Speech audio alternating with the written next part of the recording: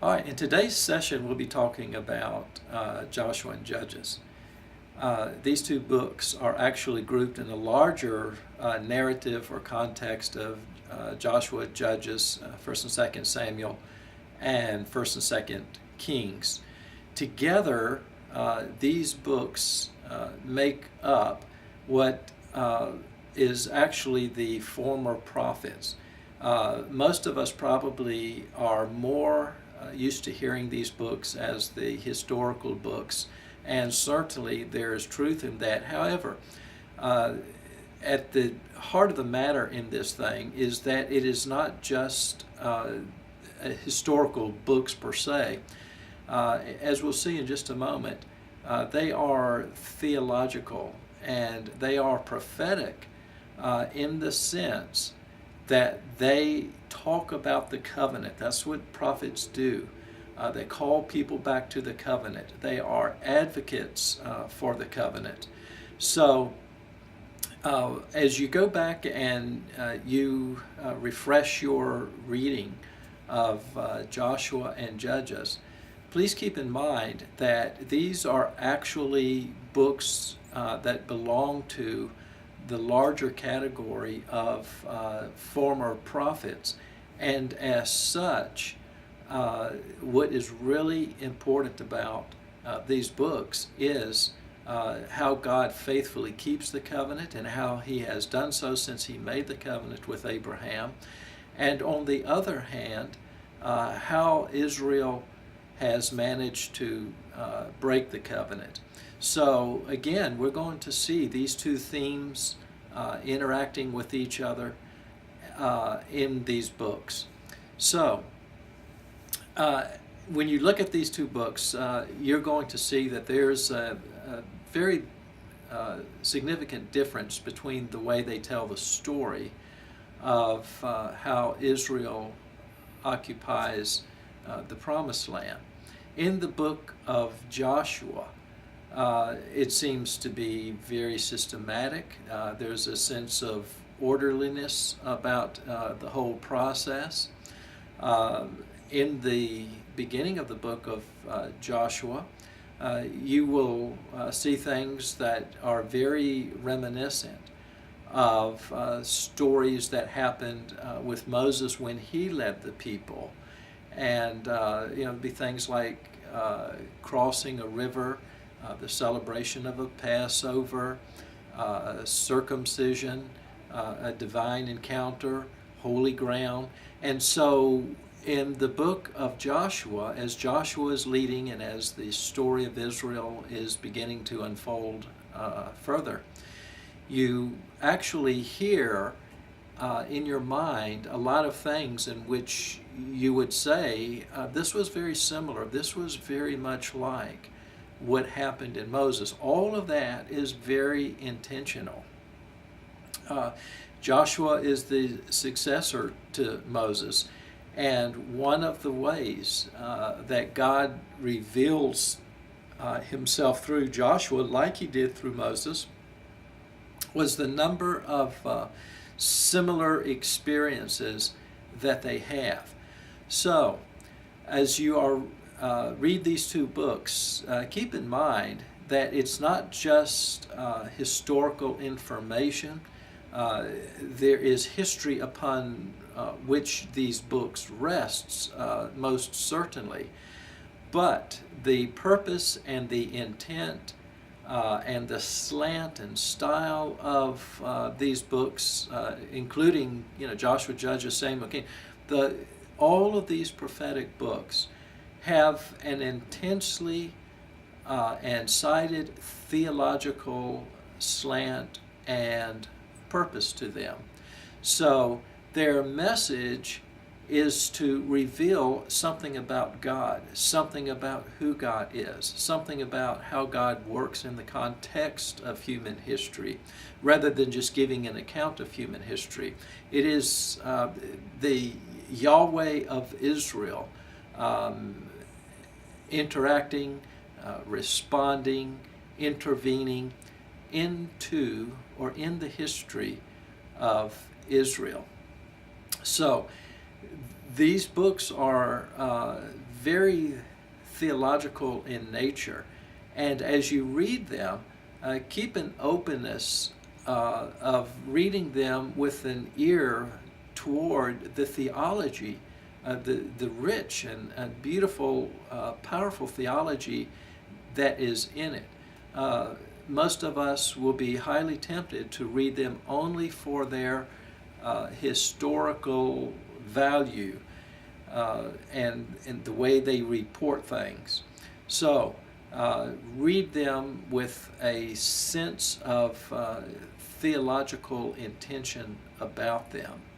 Let me just illustrate one way that this would work. For example, obviously there's a pretty significant deal about the land, the promised land. So these are narratives about Israel coming into a new place and taking a land that God had promised to them.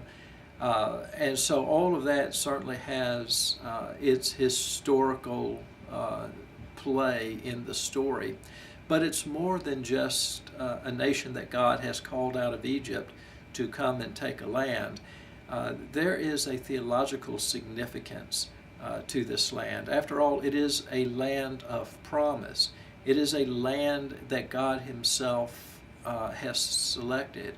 It is a land that is specifically situated not only in terms of the Mideast, but in terms of continents, in terms of world history. It is a very particular, select land that God has chosen, in which He wishes for He and His people to be in relationship with each other and to know how that relationship functions. And it is a land that by its very location, by its very design, by its very place in history and in the story of Israel, it is a land from which the rest of the world, or the nations of the world, will be blessed by God, or will be able to be reached by the mission of the God of the people who occupy that land. So the land itself has very much a theological significance to it that is not confined just to its geography or just to its location. It is a land that goes all the way back, certainly, to Abraham, that is carries the promise of God, the blessing of God. It carries the mission of God and all of those kinds of things with it.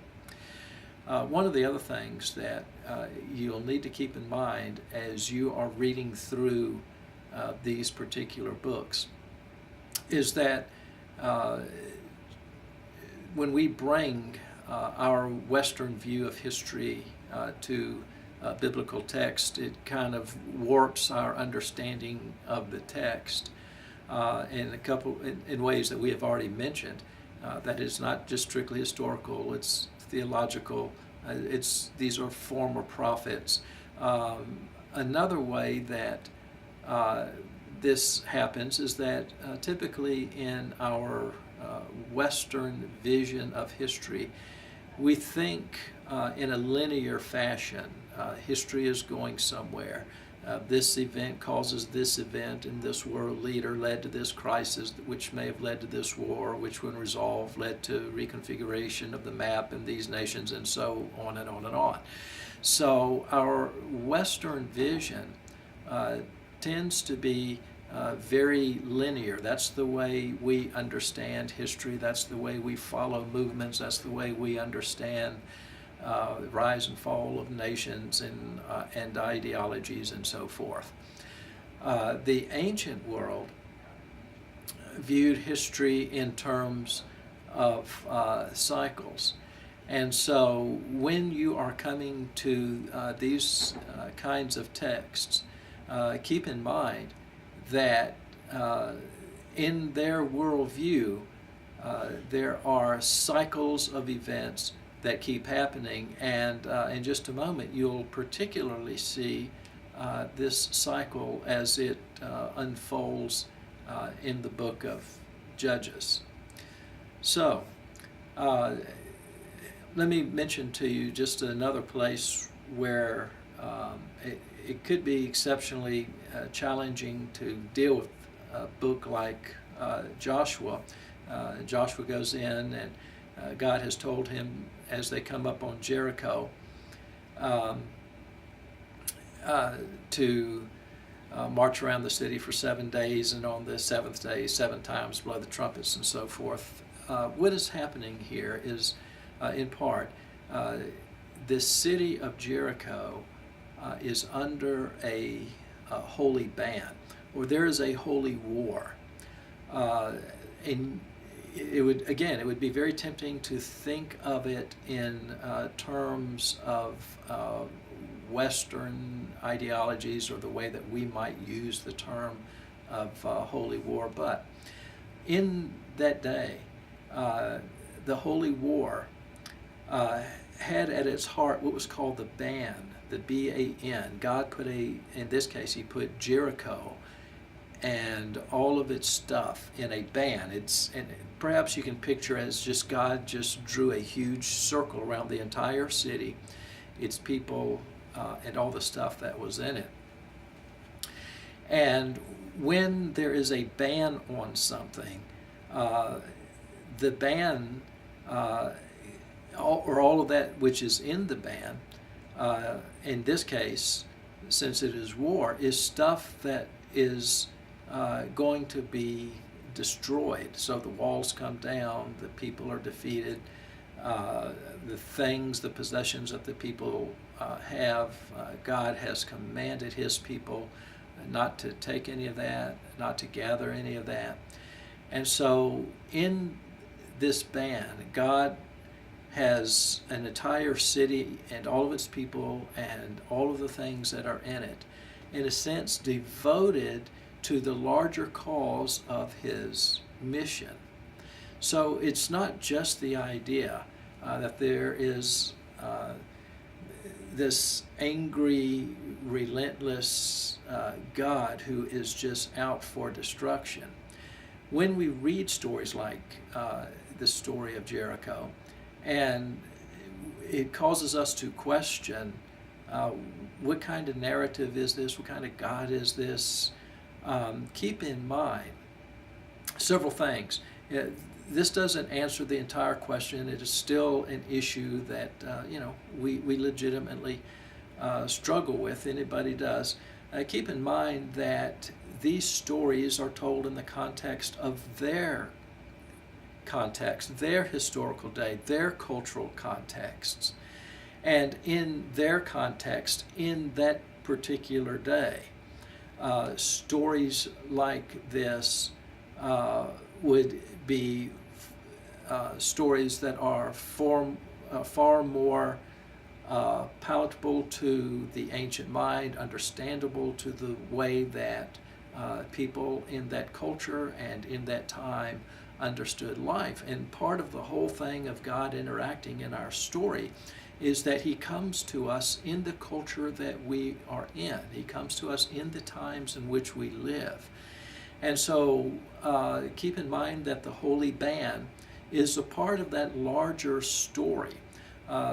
Keep in mind also that God reveals himself progressively to us.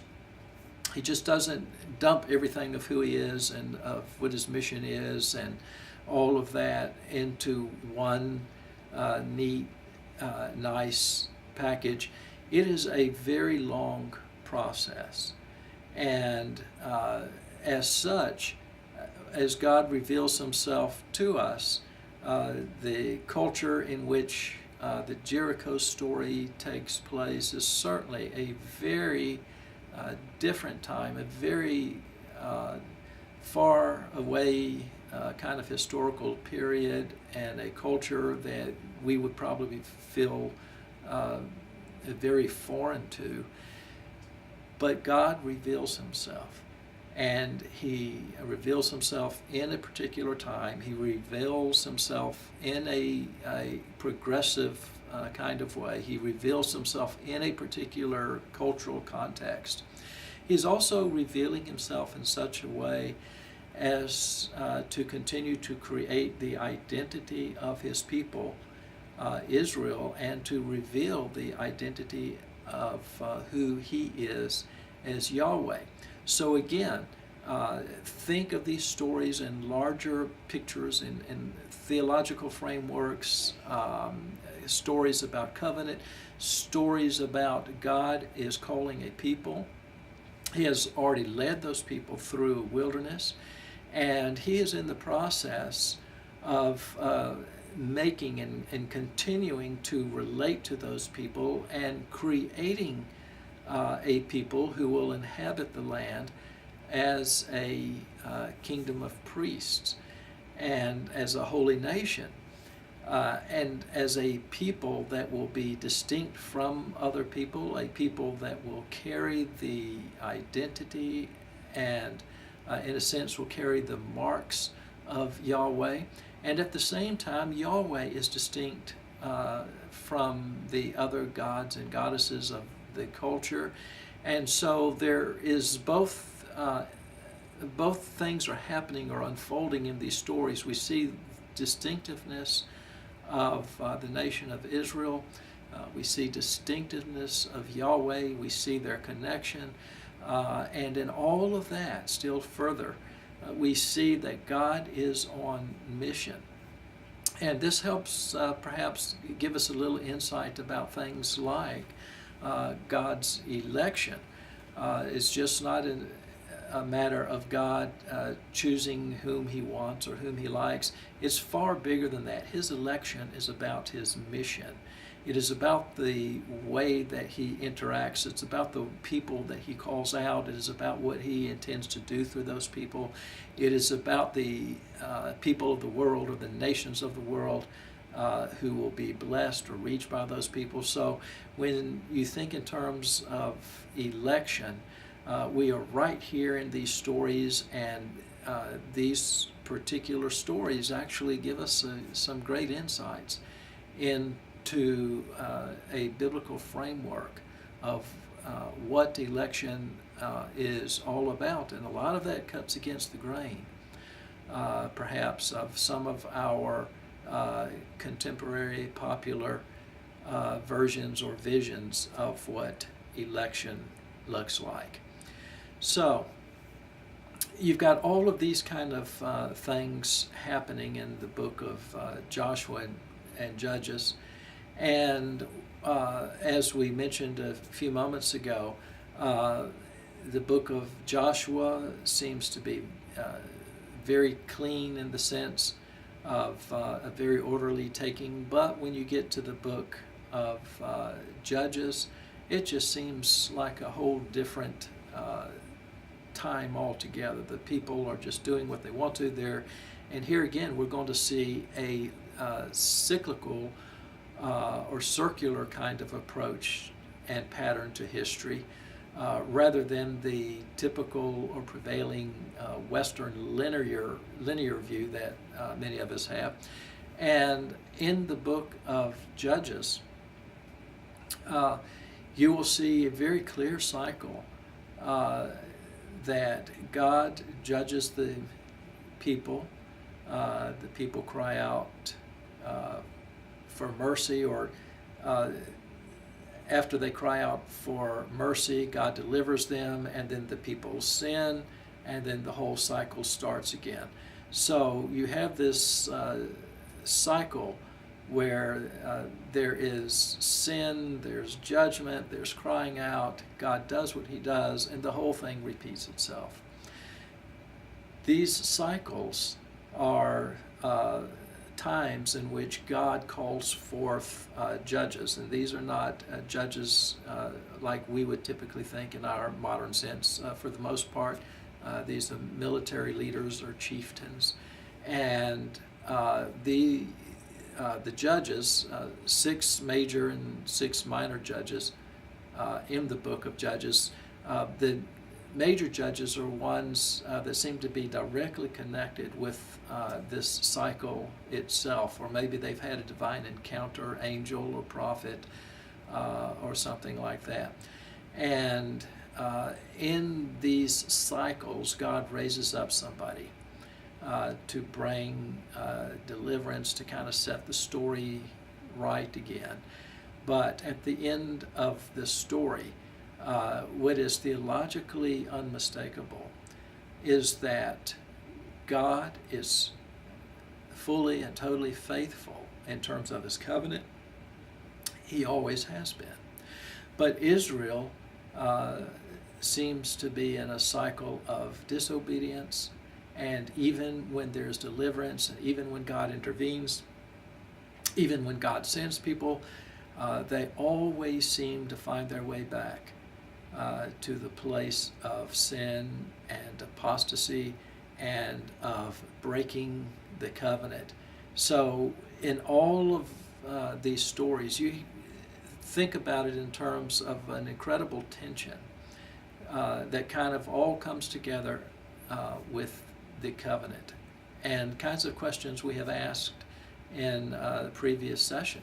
Can a holy God live amidst an unholy people?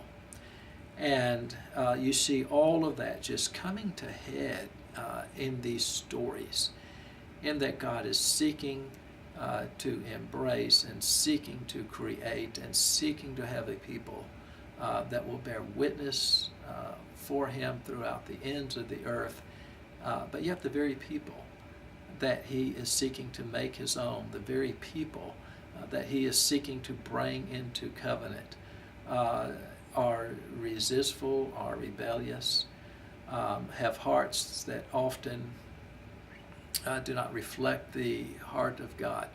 So I hope that it will be helpful to you, and will help you to engage and experience the story of the Bible as you read through Joshua and Judges, and you begin to hear them as former prophets, people speaking about God's covenant, and you begin to hear them for the theological richness and depth that is inherent in the story. So next time we will continue on with two other books of the former prophets, Samuel and Kings. So have a wonderful time as you visit some familiar stories, and we will look forward to seeing you for the next session.